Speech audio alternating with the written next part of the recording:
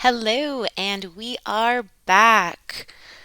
Okay, so today we are going to be taking a very strength based perspective. We are going to be focusing on how the challenging situations that arise with a child or even with the self actually provides opportunity to more deeply understand our personal strengths and the strengths of the child that we have in our lives. It is, in fact, the most uncomfortable situations that are going to lead us to better understand what strengths we have. Am I committed to my growth? Am I expressive? Am I brave? Am I helpful? There are a lot of ways that we can look at a behavior, an interaction, a challenge. So we can choose to take the perspective of there being a problem with an inappropriate behavior. And yes, there are certain behaviors that are simply inappropriate. Yelling at someone to get your point across would be inappropriate. Is it something that kids do? Yes. Is it something that grown-ups do? Yes. Is it something that we could all work on? Yes. Does it mean that we are all weak in our communication skills? No. No. It means that we, as human beings, can sometimes, if not oftentimes, respond from a place of emotion and fear, worry, frustration. This does not, however, define a person. It doesn't define whether a person has strengths or whether a person is weak or incapable of managing tough times. So, when we're thinking about our own personal behavior, our own mishaps, are we able to look at those situations as opportunities? Okay, I made a mistake. Okay, I raised my voice. Or I did something that, man, when I reflect on it, I really wish I would have done it differently. Maybe there's something that we're reflecting on that we really, really hate. Again, observing mindfully the reaction that comes up in response to these reflections. Try to maintain non judgment. When we think about these different experiences, are we able to look at them now as opportunities to explore a strength? So, for example, maybe the way that I reacted was not appropriate. I was feeling deeply that dot dot dot. I really found it important that I got my point across. I needed to get my point across because I really love this person and I'm scared about what might happen if they don't hear me, if they don't understand me. So, right there, there's multiple strengths. There's this love and care for this other person, this desire to communicate clearly, and the courage to attempt the communication. Here we already have some strengths. So even if someone communicates in an inappropriate way, they raise their voice, they use language that they later regret, there might still be strengths woven into that really challenging experience.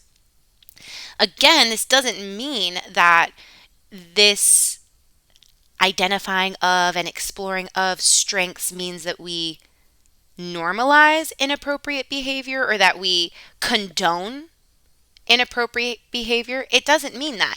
It instead means that okay, if I can look at the situation and identify my strengths, I can choose not to judge myself so in such a rough way.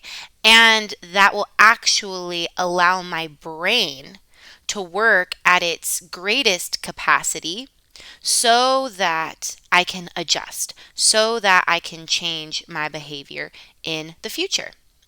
However, if we look at every single situation, every mistake we make, every mishap, every challenge with the self or with the child as this really negative thing, and we're judging it to be bad, this actually dysregulates a person emotionally. It hinders a person from being able to utilize the frontal part of the brain, which is most responsible for planning and making meaning of situations, controlling impulses. We can't access that part of the brain if we're too emotional. And if we're judging ourselves and we're judging our child, then there's less opportunity to access the part of the brain that we really, really need. So, again, noting that there are strengths woven into a challenging situation doesn't by any means mean that the challenging situation is just going to happen over and over again. It means that now you can actually intervene. You can actually say, "Hey, little Bobby, you were yelling, and I have to say, I think that's really brave of you to want to have your voice heard. That's really courageous. You have really important things to say. And when you yell, it's actually harder for people to hear what you have to say. People actually can't listen to what you're saying.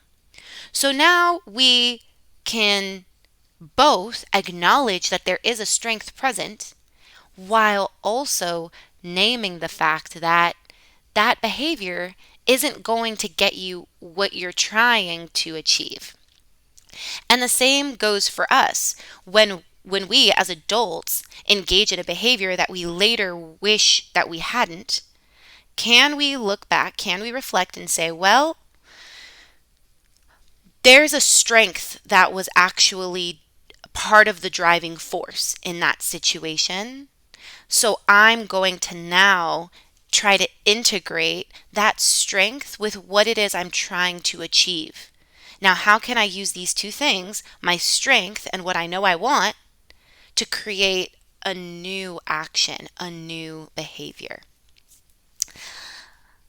So, when you're thinking about strengths in relation to your child, I want you to think about what they're already really good at. And if you have to get creative about it, get creative. Think about the little things that they do that you could pick out as being a strength. So, for example, if a if a baby sees something sitting on a counter and they knock it over, that means that the baby is learning that if I push my hand on that object like that, it will move and fall down. The baby is learning. So here's this really, perhaps annoying behavior. And within that, there's a strength. Wow, baby is learning that is how your hand works. And when you push this thing, it falls to the ground. Let's jump up to like around age 3. Let's imagine a 3-year-old kid and another child takes a toy right out from their hands while they're playing, just rips it from their hands, doesn't even ask. And so then the other child who originally had the toy screams and grabs it back and then pop hits the kid on the top of the head with the toy. Okay, that situation might get pretty chaotic. There's now maybe screaming and crying, and this kid's laying on the floor with his head, and this kid's mad with the toy. Okay, this is a challenging situation for sure. What about the strength? What what did the child who had the toy taken from him do? Well, he took it back. He set a boundary. He said, "No, that was a part of my body. That was a part of my experience, and I'm taking it back." So that child stood up for themselves. That is brave and important, because I think we would all agree that we don't want kids taking things or from we don't want kids taking things from each other or hurting each other, or we certainly don't want a child, if I have my own child, I want my child to set boundaries. I want my child to value themselves, their bodies, and their belongings, and I want them to know that it's not okay for somebody to violate their rights. And so in this situation, yes, the resulting behavior was inappropriate. Certainly, we don't want people in this world just grabbing things from each other and then hitting each other on top of the head. However, if we can acknowledge that there is a strength that exists, if we can get down to the root of it, we can then empathize, acknowledge the strength, and then offer a new behavior, which really is gonna feel good for the child or for the person who is learning that there's actually an alternative way of doing this where you can get what you're trying to get, where you can achieve what you're trying to achieve. So think about the strengths that your child does already have. Observe these mishaps or these challenging situations that come up and do your best to identify strengths. Then I want you to think about, what other strengths do you want your child to build on? Because yes, the child that I just described was brave and wanted to set boundaries and refused to let someone violate his rights, and the behavior was not okay. The reaction, well, we'd want to teach this child to use their words, or in preschool settings, we would teach the child to tell a grown-up so that the grown-up can help you before using, any physical type of violence. Okay, so what do you see strength-wise that already exists in your child? What strengths do you want them to build? Journal about it. Talk about it. Talk about it with your partner. Talk about it with a friend. Talk about it with your child. And then also reflect on what your own strengths are and what strengths you personally want to build on. Because there might be a way in which you can build your strengths and your child's strengths all together, all at once. All right, so now I also want to talk to you about practicing gratitude in the relationship. When we experience difficulties interacting with a child, it can be difficult to be grateful, to find reasons to be grateful for the things that come up that are really, really hard, that create emotional suffering for you. So, how might you begin incorporating gratitude practice into your day-to-day life?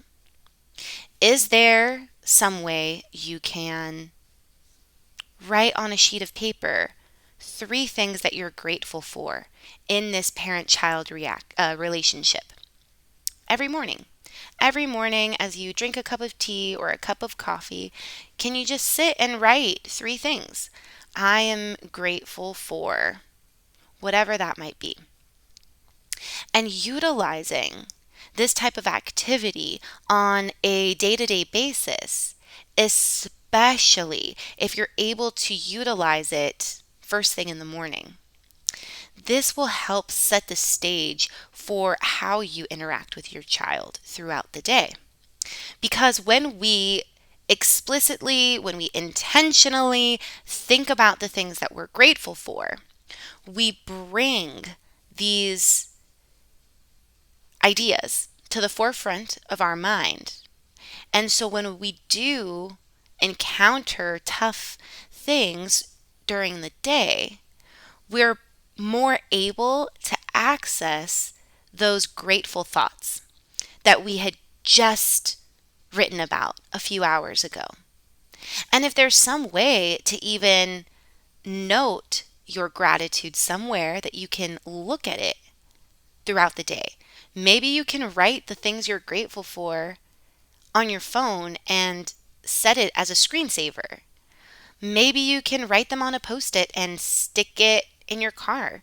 So each time you get in the car, you can look at your gratitude list. And this is also going to teach your child how to do the same, how to be grateful for themselves. Because you can also model that. You can model for your child, hey, I am thinking of all the reasons why I'm grateful for myself today, all the things that I have done, or all the ways that I have grown that I'm feeling grateful for. This gratitude practice is going to help set the foundation for a strength-based mindset. As you practice this, as you identify more and more often the things that you are so thankful for in your child, in yourself, and in the relationship, it'll become that much easier when something difficult arises for you to say, well, yes, that is happening, and also I can see the strength. Bright as day, there is a strength here. Let's address that. Let's talk about how we can use that strength to adjust the behavior, to be more appropriate and to be more effective. So, it is important that as the parent, you are creating opportunity for your child to explore their strengths. As you identify the areas where they have strengths but need help navigating how to behave in certain situations, create opportunity. So let's say a child has challenges socially. They have a hard time playing with kids at school, on the playground. They have a hard time sharing or a hard time taking turns. Okay, well, identify the strengths that exist. Then sit down for some playtime with your child and use the play, use the toys as an opportunity to teach them the skills that you want them to learn. So, for example, if a child has a really hard time taking turns, then you can play with them and have little toys that maybe represent characters who need to take turns doing a job or playing a game. Kids, they use toys as their way of exploring the larger world. So if you notice that there's this challenge here or there, or there's this strength that you really want to help them explore and build on, use toys. Kids will get that. Kids, especially young ones, 0 to 5, even 0 to 7, and even older, they understand toys, they understand play, and they can generalize what they learn in their play to the real world, especially if you're able to name it and reflect it during the play. So, for example, if you're utilizing two characters and in the play the characters are sharing or they're turn taking, you can talk about that out loud. Name the child's strength. Wow, you're doing a really good job making the character share toys. That's so awesome. I bet the other kids at school would love it if you share toys with them like this. This is so great. So naming it for them, generalizing it to another situation, and really helping them to stay connected with their strength. It is really up to us as humans. And it will eventually be up to your child as your child grows older and grows the capacity to make meaning in their own way. It is up to us to look at the situations, the stressful the stressful events that we encounter. It's up to us to look at those things from different angles, from different perspectives. Yes, we need to look at the things that have to change. We need to look at that. We need even more to look at the strength that exists because it is indeed that strength that is going to support the change we want to see. So find those strengths. Find those strengths in yourself. Find those strengths in your child. And this is really going to support you overall, your child overall, and the two of you in your relationship with one another. And remember to practice gratitude. You can journal about it. You can save it, like I mentioned, on a post-it, on your phone. You can also talk about it with people. Talk about what you're grateful for. Talk about the things that you are changing. When we put into words, when we use language to describe the changes that are happening in our lives, we we we print it. We make it more official.